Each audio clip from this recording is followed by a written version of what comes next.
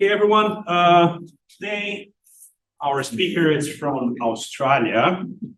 That's great. So Mike is a coastal and ocean geoscientist with a passion for understanding how coastlines have evolved in the past and are changing today. He has a PhD from the University of Sydney titled Shore Phase Response to the Sea Dynamics over Quaternary Glacial Interglacial Cycles and into the Future, combining geological, geophysical data with morphodynamic modeling to study shore phase evolution and coastal deposition. He also has 10 years of experience working with the coast and marine team at the New South Wales Environmental Department, where he investigated coastal hazards and established a nearshore wave buoy deployment program. In 2022, he joined the University of Newcastle as a lecturer in coastal and ocean geoscience. His current research focuses on using seabed analysis and sedimentology to investigate sediment dynamics and coastal change. I hope you all guys enjoy it. Thanks very much, Daniel. And thank you all for coming out today to listen to me, both in person and online. I really appreciate the opportunity to come here and talk to such a renowned group and share some things that we've been doing in Australia that hopefully grab your interest. I've got a lot to show you. I'm coming from an Earth Sciences department at the University of Newcastle in Australia. I'm going to show you a lot of seabed mapping data, but also focus on our application of it, or what is our motivation for doing a lot of the seabed mapping in Australia. But I'll show you a few different things and only talk in detail on some of them, but hopefully it prompts some awareness and interest, and perhaps we can follow up down the track. So I'm Mike, obviously there, coming from the Coast and Estuaries Research Group at the University of Newcastle. I want to stress and acknowledge a lot of the work that I'm presenting today is coming from my prior role at the New South Wales Environment Department. I'm continuing on that research, but obviously I haven't done all of this this wonderful seabed mapping single-handedly. So I want to acknowledge my colleagues from the Coastal and Marine Science team at the New South Wales Department of Environment. And I'll touch on some of their papers and contributions as well as we go through. So Newcastle, Australia, I know a couple of you have been there. It's about 2 hours north of Sydney on the east coast of Australia. It looks something like thus. This is the Hunter River. We're looking south, and this is the Pacific Ocean or Tasman Sea. So you can see it's a coastal marine environment with quite a large river, and you can see the city of Newcastle sort of sitting there between the river and the offshore. It has some pretty fascinating coastal geology, both at the large scale, long-term hard rock end, and what I do, which is more sedimentary geology and coastal geomorphology. I'll point out here a feature called Nobby's Head, which is actually a volcanic tuff you can see there, and the breakwall of the Hunter River connected to it, forming Nobby's Beach. We'll come back to this in a moment. Newcastle, also known as Mulubinba in the local Awabakal Indigenous language. What is it famous for? A heck of a lot of sand. There's a heap of sand at Newcastle. It's both on the coast, offshore, but predominantly onshore in these massive transverse dunes. It's the longest beach on the New South Wales coast, and it's quite strangely oriented as well. It faces more south than east. Newcastle's famous for surfing. This is Merewether Beach, a national surfing reserve. That's where I live and like to get out there in the waves. It's also famous for coal. I think it's the largest coal export port in the world in terms of volume. And it's also famous for a massive earthquake, well, massive by Australian standards, which is a passive tectonic setting in 1989. It's also famous for parking ships on beaches. This is what can happen when we have large storms. This was in 2007. This is the Pasha Bulker that was washed in, obviously wasn't trying to come into port in those conditions, but actually got swept in off its anchor. An interesting story about this is my colleague, Stephen Holznagel, who I'll show a little bit later. he had the unenviable task of doing a jet ski survey against the side of this ship in 5-meter swell to work out what was next to it, how much sand had built up and could it be pulled off. This was some pretty severe storms in 2007. The coastal geology I mentioned, this will come up a couple of times, but this is just a little bit of a picture of what we see on the coast at Newcastle. So coastal cliffs, it's a sandstone depositional basin, coal seams and shale. We tend to have rocky shore platforms sticking out off our headlands and embayed beaches in the sandy parts. From above, it's looking something like this. So this is our Hunter River, north that way, and the big Stockton Beach.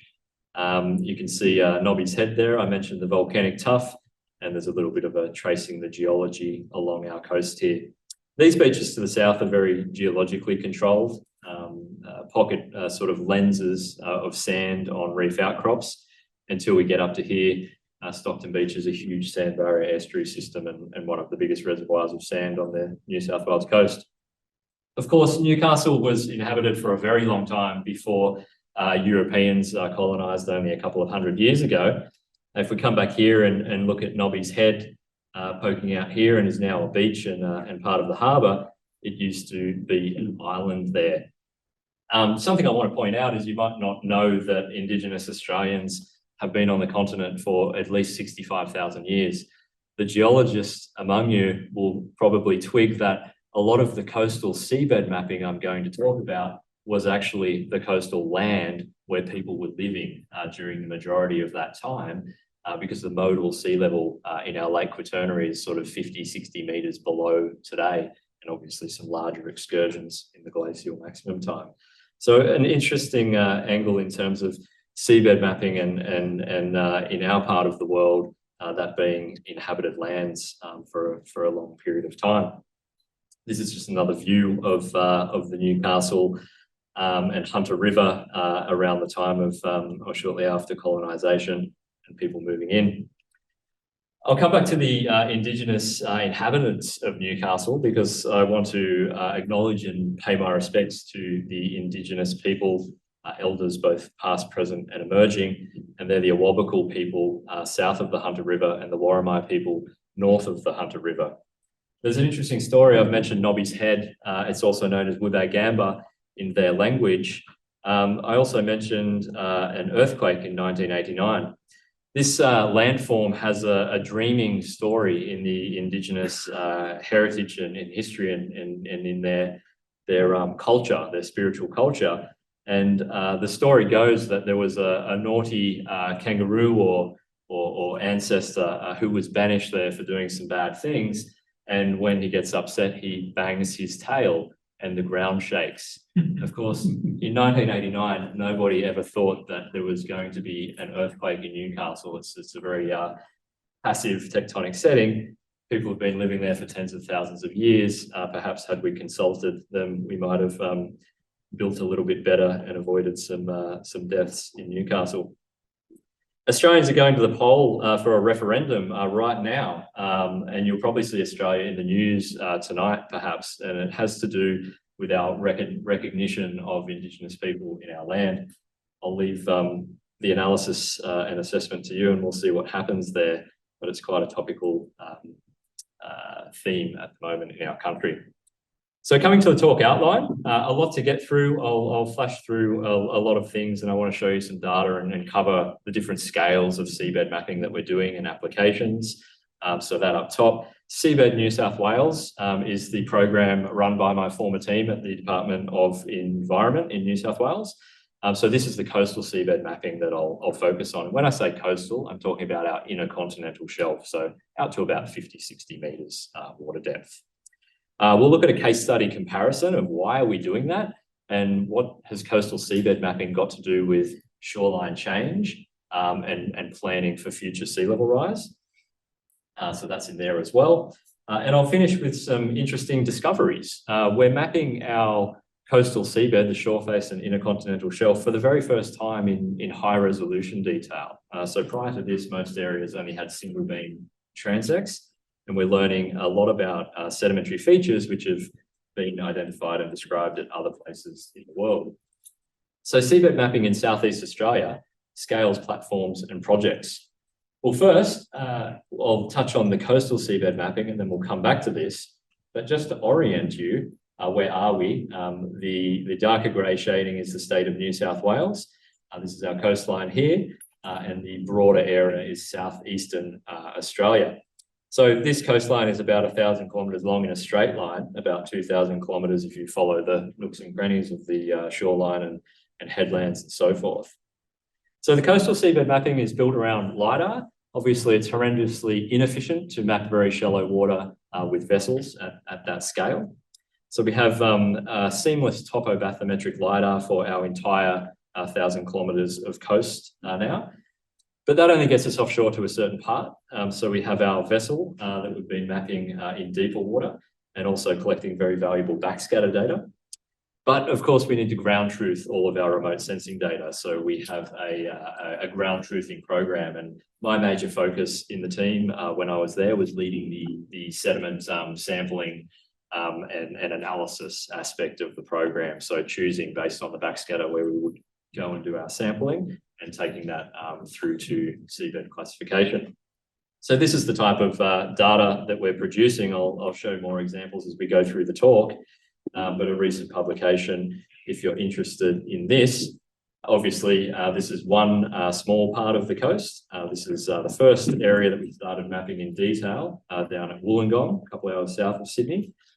We'll focus the case study up here a couple of hours north of Newcastle, which is the Foster, Tuncurry and Manning region. And then the team is currently mapping further up the coast here of Coffs Harbour. So again, it's a large coast. There's a lot to map. We don't have the greatest platforms for doing coastal seabed mapping, but I'll show you what they are. So it takes time. And what we're trying to do is prioritise where are we going to learn the most out of our coastal seabed mapping and perhaps take that knowledge and apply it more broadly. But again, we have the LiDAR data that I'll talk about along the entire New South Wales coastline. So that is quite a data set indeed.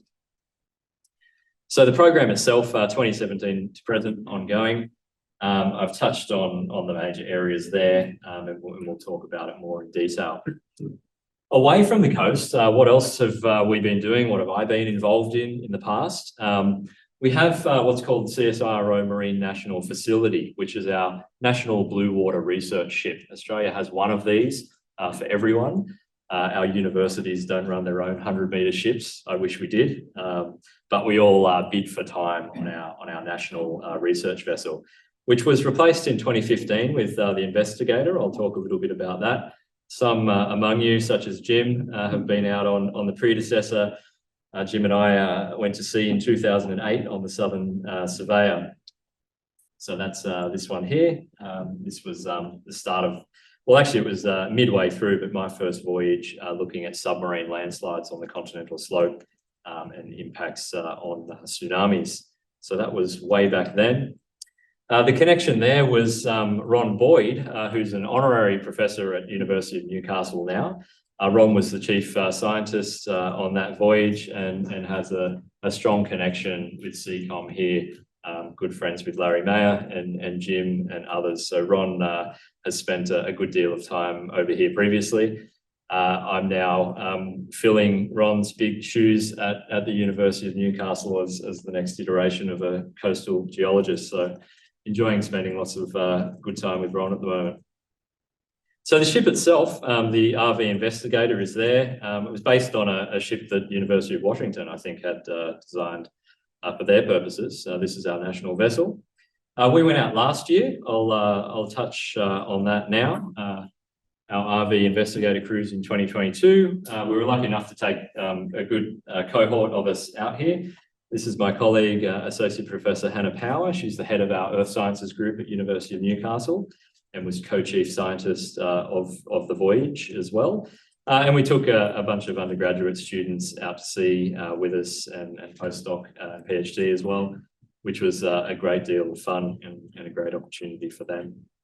What were we looking at? So just to give you another area of interest and research in our sites, submarine landslides and tsunamis. So we can see this is our continental slope. This is off this area here, Broom's Head, and this is a some work from an honours thesis by Elise Buller, who we're very pleased to have sticking around and going on for a PhD next.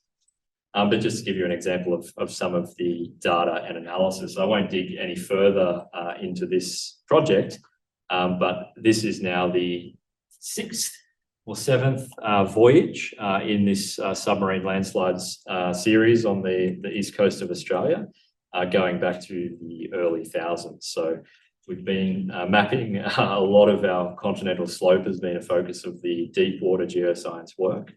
And finding interesting things, such as we're not finding a lot of sediment at the bottom of our continental slope, despite apparently having lost a lot of it from these landslide scars. Some other research very close to my background, Daniel mentioned my PhD thesis. I was looking at sea level change over glacial, interglacial cycles, coastline migration, low shorelines, and this is one that we mapped off, we're now off southeastern Queensland, Fraser Island, you might have heard of. And this is an underwater shoreline featuring about 100 metres and some very interesting parabolic dune features superimposed on this. And we've been out there and mapped this with multi-beam, sub-bottom profiler, and dredge samples as well now. One of our third-year students did a quick bit of work on this and came up with an interesting finding, just comparing the morphology and geometry of the submerged paleo dunes underwater on the outer shelf there with those on Gari or Fraser Island, you might have known it as, and just comparing their orientation. And we can see here information we're getting out of this work in terms of the glacial maximum wind climate being quite different to today, is a little bit more south. But this will be research to be done as we go forth. I said deep water mapping, but we actually got caught in 50-knot offshore winds on our voyage last year. And I was very excited to be given the green light to take that very large ship into 18 metres water depth off a prograded sand barrier here off the south coast of New South Wales. And you can see our ship lines there. The skipper was very confident that if anything went wrong, we'd get blown straight back out to sea. So never have had this opportunity before and probably never will again. What was very exciting about that was the sub-bottom profiling data, and this is just a very rough, ugly image of that, but imaging the shore face sand body, which is tied into the story of this beach having built out to sea for several thousand years. And that's quite close to my area of research. So in the shallow water, jumping out of the deep into the very shallow, what do we use? We use hydro survey jet skis. So this is me with some equipment from my former work. This was quite novel, this survey. We got caught by Nearmap in perfect formation doing our jet ski survey. You who work in the coastal realm here probably know all about that, what the data looks like and what we do. Why do we do this kind of work? Obviously, this is an estuarine setting, very shallow. This is another in-progress research project at the moment, a sandy barrier spit system attached to a flood tide delta complex that completely rolled over and attached to the mainland in 2020 in quite reasonable but relatively normal storm conditions. So coming to an understanding of how this happened, and can we avoid these sorts of, or better manage these problems into the future. The problem was that the beach here in front of a campground, a national park, the beach was immediately sucked into this new inlet once it opened after the old tidal inlet was closed off. So just an application of our shallow water mapping capability. Stephen Holznagel, former colleague, New South Wales Environment Department, is our gun New South Wales hydro surveyor. He sets up, looks after all of this equipment, and I just wanted to show you the type of setup that we're using here. So I believe you have similar capability with your jet ski survey systems, and I've even heard today perhaps multi-beaming from a jet ski, which I want to know more about. I'll now sort of switch to why are we doing this type of work. It's generally driven by coastal hazards. So this is just an example of a survey that we were doing off a beach after it was quite violently hammered by a big coastal storm. So I just want to give you a little bit of appreciation of our coastal setting, the problems we have, why we're using these tools to try and understand them. Obviously, in this type of setting, we're interested in getting a pre and post-storm survey. And another video here just to zoom in a little bit on the damage. This was from a storm in 2020 as well. So we had some reasonable storms in 2020, but no means of any great record. The problem here obviously being development on a 4-dune, a single dune stationary barrier system. And obviously the development is too close to the coast. This comes from legacy issues of planning, development allowed to go on. A lot of the coastal seabed mapping that we're doing and that I'll talk about is looking at trying to understand sediment budgets. And I'll mention a little more what that is. But the ultimate goal is we want to avoid growing this type of problem. This type of problem happens around the world. You have examples in the USA. And there's ones that the problem is already there and we need to do management and deal with it. And we have in New South Wales, in Australia, vacant coastal land that might be being, having interest in development. So we want to know where should and where shouldn't we be building in these settings. Just to show you that that wasn't any great thing, this was 2016 at the same beach, a big wide beach. We had a big storm in 2016 as well. And what happened, these were the types of impacts that we saw in 2016. That had been remediated and recovered before the videos that I just showed you in 2020. And a little bit closer to home, up in Newcastle, this is my local beach. This was May 2023, and then September 2023. So we're in a moderate to high energy coastal setting. We experience some great, seasonal fluctuation in beach width. And this was just also a plug for a citizen science beach monitoring program I've been involved in called CoastSnap. You might find CoastSnap stations, I don't know if there's any around here, but there's several hundred around the world now. So keep an eye out for it. There might be one coming to you soon. Other parts of our coastline, we have chronic shoreline recession. So where beaches are just eroding away due to these negative sediment budget or sediment budget deficit issues.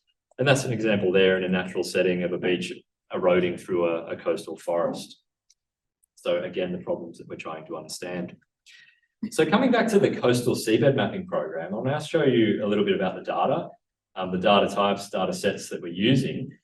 But again, back to that problem, how are we doing this? We're going about it by mapping sediment compartments. And what they are areas of coast that we're defining as sediment sharing systems, and sand might be moving into and out of these systems, both onshore, offshore, and alongshore, but they're essentially more contained coastal settings that can give us an idea of, or a framework or template of how can we do the sums on sand moving around to try and understand what's going on at the coastline. We have various different inputs into our sediment budgets. It's a quartz siliciclastic dominated system. So quartz sand, minor lithics and heavy minerals. Where we have bigger rivers, we have more, terrigenous supply. But we also have a lot of carbonate sediment supply from reef systems. So if we do sediment sampling off a beach, we might find 8% carbonate content in that sand.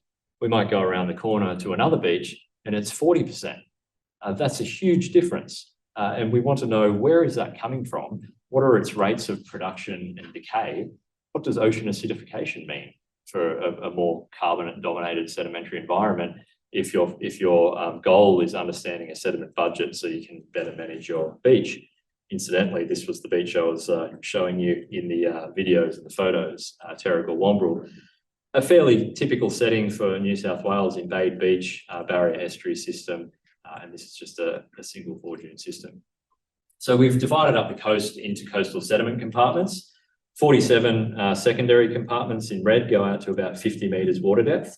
And that's the structure that we're using to map our coast in this coastal program. So we've now mapped, I think, 9 or 10 completely out of 47. But again, having that LiDAR data along the coast as well. For a little bit of comparison to your Atlantic USA setting here, I just wanted to show that our margin and our shelf is quite different. It's narrow and steep by global standards. These are profiles from up off Fraser Island down to the southern end of New South Wales and Victoria here. And you can see just how the morphology of the shelf changes with latitude along there. And a comparison here with a typical sort of Atlantic USA continental shelf and our southeastern Australia shelf.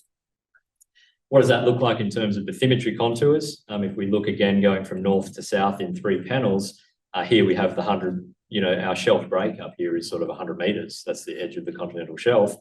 But once we get about halfway down the coast, we get a much steeper inner shelf, which is kind of good because it means less area to map if you're mapping a coastal sediment compartment. And we have this broader outer shelf plane.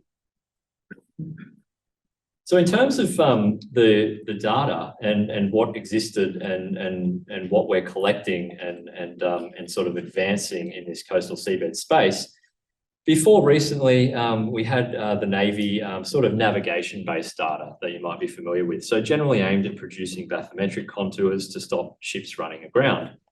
We also have this big national capability, the RV Investigator, but it's a 100-metre ship. It doesn't really like going into shallow water normally. And then at our state level, we have our mighty RV Bombora, which is the New South Wales government coastal research ship. So that's a 38-foot vessel, and this is the vessel that we're doing our seabed mapping in. The LiDAR dataset, just to quickly touch on, that was a dual topographic and bathymetric system, so running both LADS and terrestrial Regal sensor simultaneously. And that's what it looked like set up. That was carried out by Fugro under contract to my old group in the New South Wales government. But you can see some stats there in terms of what was covered, survey coverage, and up to 49 metres water depth. I probably don't need to show you all how that works, but importantly, 2 sensors overlapping, producing a beautiful seamless product. And then that gets us out to about 20 metres, 30 metres on average water depth. In our setting, our beach system, in terms of our submerged beach system, sort of goes out to 30, 35 metres water depth, even 40 metres water depth in terms of active sediment exchange between the coast and the shelf. So that says the job's not done. And this is what we're using to fill in the gaps beyond that in these sediment compartments out to about 50 metres depth. So just to give you a little bit of a visual, you can see the sidearm, our multi-beam system on there, A-frame on the back, where we do our sediment grab deployments and that sort of work on. But a lot of ground to cover for a relatively small vessel, even though very capable. So the data and what does it look like? This is giving you an example down at Wollongong, so about 2 hours south of Sydney now, and this is where we started our multi-beam mapping. So if we go from the previous simple bathymetry, our LiDAR data looks something like this, and the orange line is our sediment compartment, so sort of 50 metres at the outer edge. So doing our multi-beam mapping, we're filling in the gaps out to at least 50 metres water depth is where we stop. What are we doing with that data? Obviously, we don't just want bathymetry product, we want to know the geomorphology of the seabed. So using things like topographic position index, ruggedness, rugosity analyses to do some classification. And that's a very simple looking classification, but for this purpose, I just wanted to know where are the sandy bits and where are the rocky reef bits for that particular coastal application. We published a little bit on this, and my colleague at the New South Wales government, Michelle Linklater, is really leading the charge in our seabed classification work. So you can see a little bit of work there, and I'll emphasise a recent paper in a moment. The bathymetry, the morphology is one story.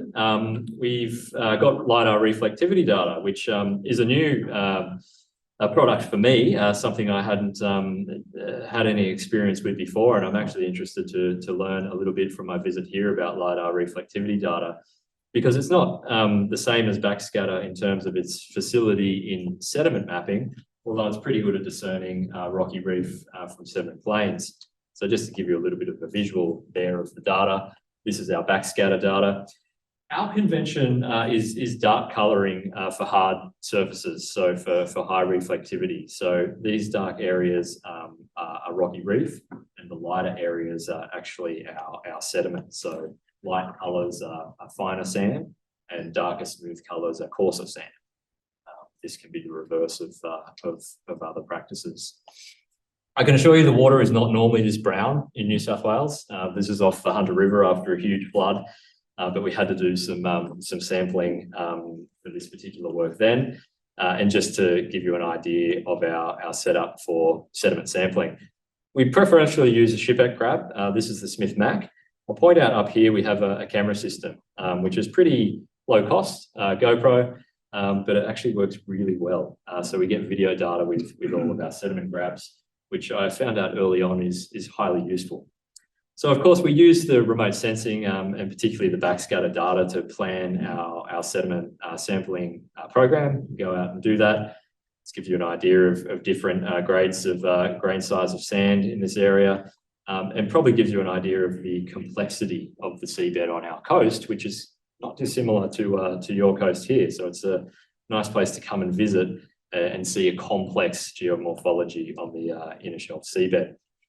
So of course we analyze our sediment samples with the idea of, well, we want to do sediment grain size and sediment type distribution mapping, so surface sediment mapping. And that looks something like this at the very first level. We're only really coming to this point now. I did this for a research purpose, but we're looking at ways of improving this going forward. What we essentially want to do is differentiate nearshore beach sand from different types of inner shelf sand, both based on their grain size characteristics, but also that carbonate content story I was talking about before. Those photos give you a bit of an idea of the diversity of sediment on our coastline. So the New South Wales Seabed Mapping Program data is available online. The New South Wales Seed Portal is a great place to go and see it. We have a Cortex viewer. You can just go and browse this data as well as download it and use it. The other relevant national portal is called AusSeabed. That's sort of a compilation of bathymetry, but less focused on the coastal region.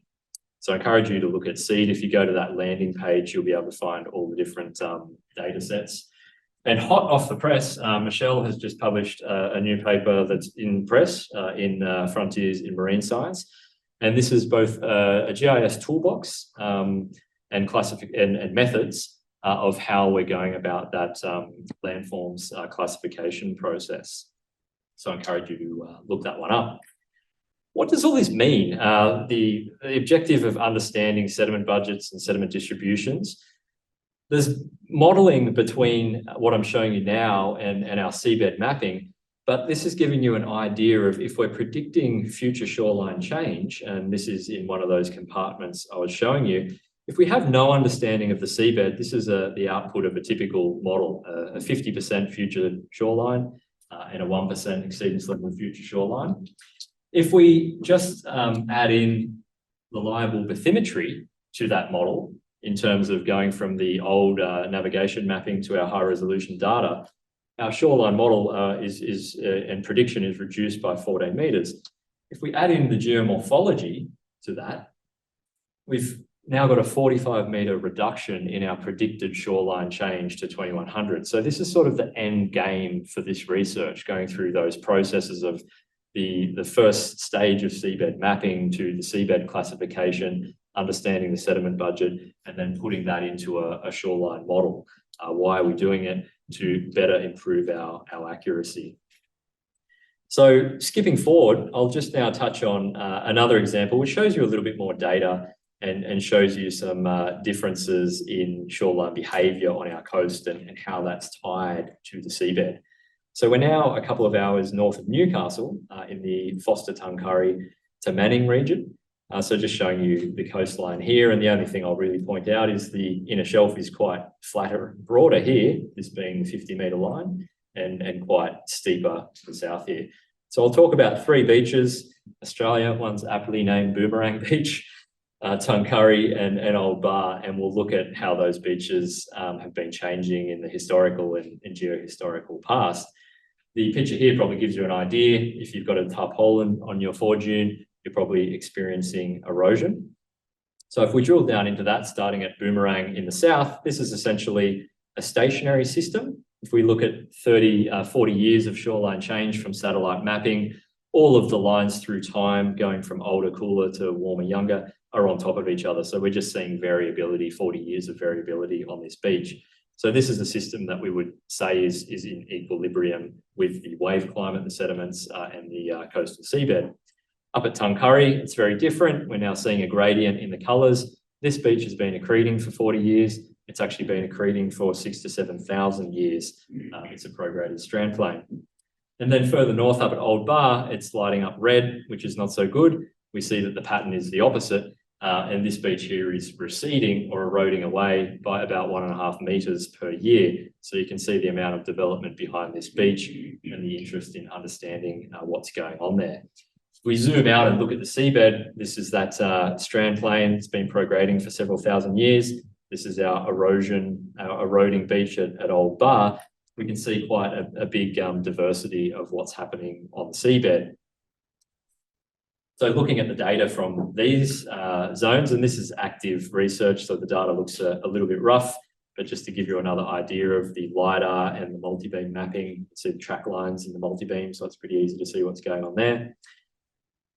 Going into the backscatter data, we can see that down at Boomerang, it was a very simple, consistent, sandy seabed, and the beach and the submerged beach system has had time to respond and evolve to that. At Tuncurry, it's very complex. The different colours we're seeing are different sediment types. So you can see the level of complexity in sediment type and distribution that we're trying to understand and how that's affecting the coastal system. At Old Bar, there's a lot of rocky reef outcropping at the seabed. And then the sediment grabs and the landform mapping just based on the LiDAR in that case. So just thinking very basically, we have very different seabed morphology. If we're just looking at profiles across the shore face inner shelf, we can see a difference there between the three sites, which is somewhat informative, but doesn't tell the whole story. A real focus of my work is understanding shore face morphodynamics. So this is how the wave climate and sediment come together to form the offshore profile, where we have a sedimentary offshore profile. And we won't drill down in any detail here, but this is just to sort of flag a point and raise this concept of understanding what is the equilibrium state of our offshore profile and how can we come to terms with that. If we look at the three sites, I mentioned that Boomerang Beach was in an equilibrium state. So it has a nice, pretty concave shore face up here, and then followed by a graded sort of linear inner shelf beyond that zone. And that's certainly what we found there. So sediment is essentially bypassing this system on the shelf sand body, and otherwise it's in more or less equilibrium. It's also a stationary Holocene barrier type.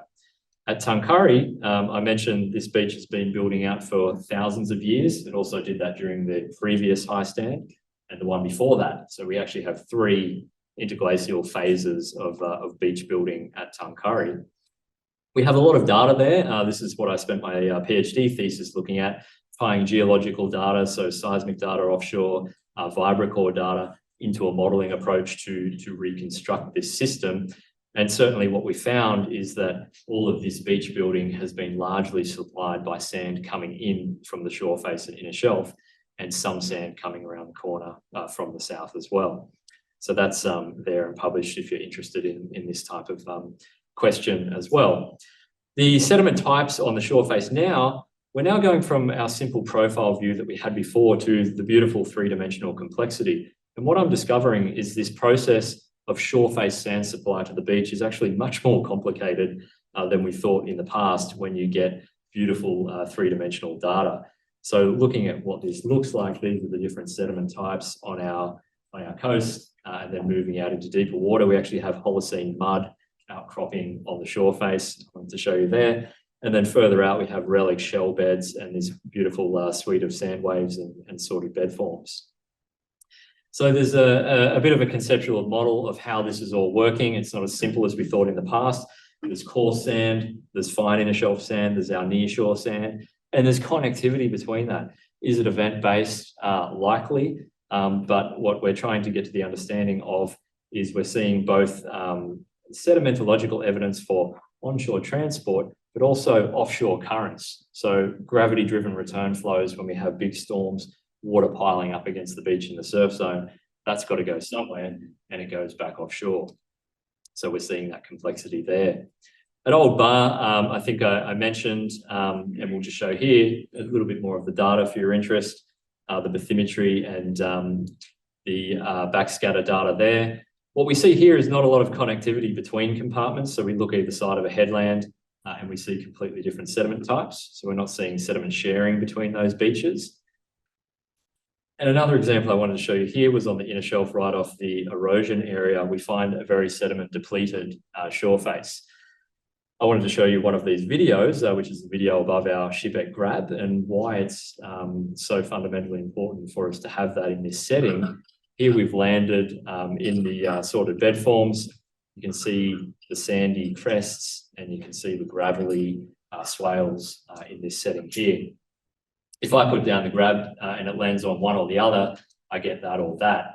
So we're also using the video data to interpret the sediment samples to then feed that into the classification process. So it's a sort of full suite of data and techniques to come to the right answers.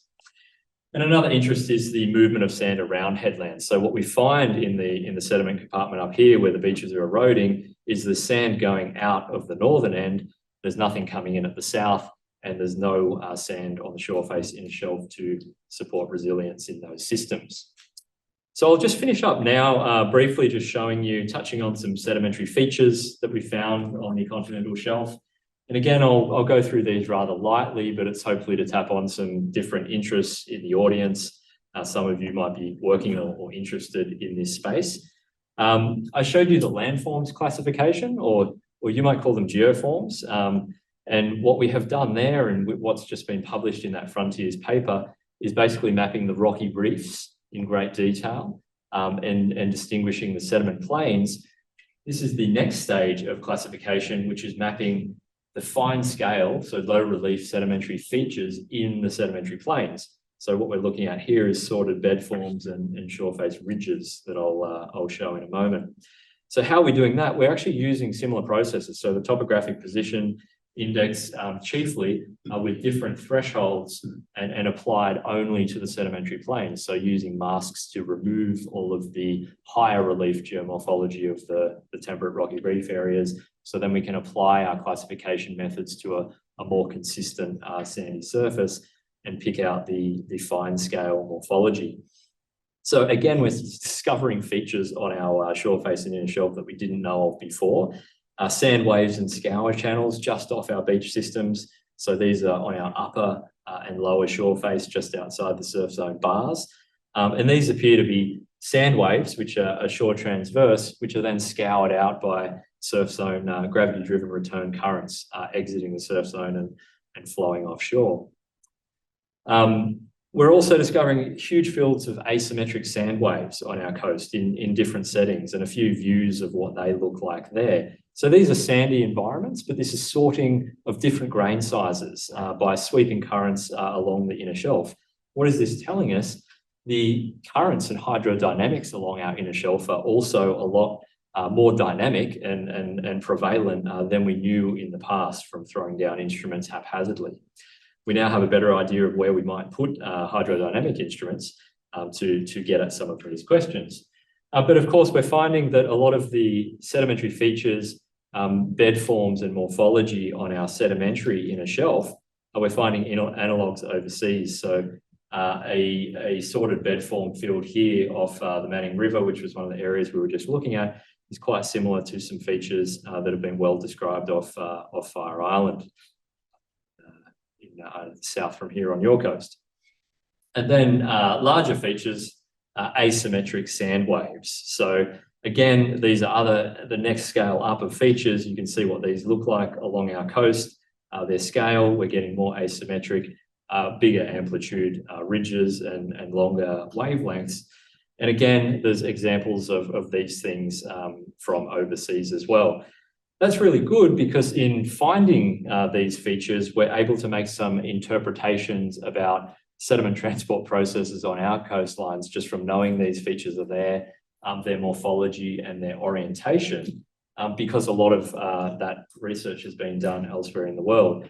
So we're finding an opposite orientation, of course, but both poleward orientation of our shore face attached ridges compared to the fire island examples that you might be familiar with, but otherwise quite similar features.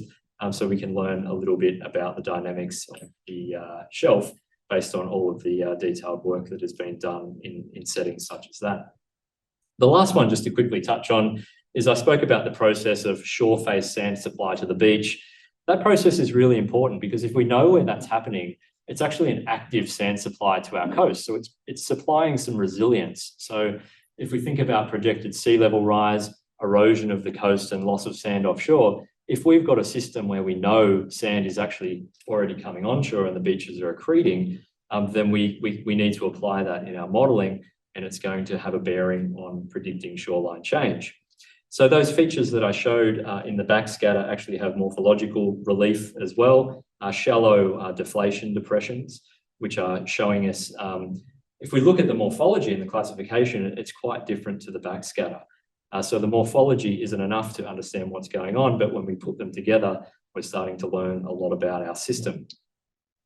So the closest analogy to those things that I found in the international literature is perhaps rippled scour depressions, not in the same setting, but similar features of where we have fine sand and coarse sand. The coarse sand ends up being this rippled area, but essentially a fine sand overriding or moving around on top of that. In our setting, we call that the inner shelf sand sheet.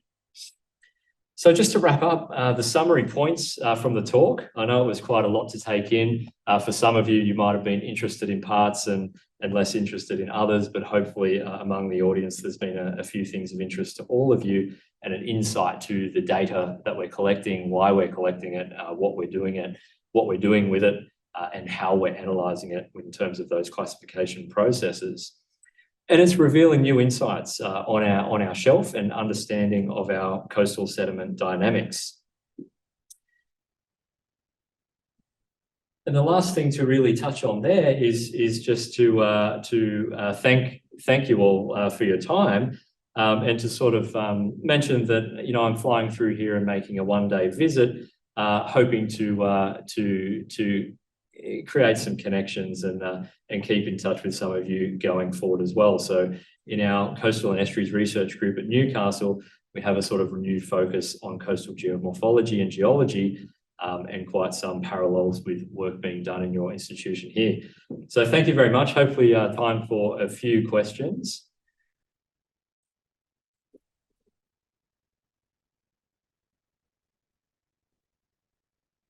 We do have 5 minutes for questions. Do we have questions?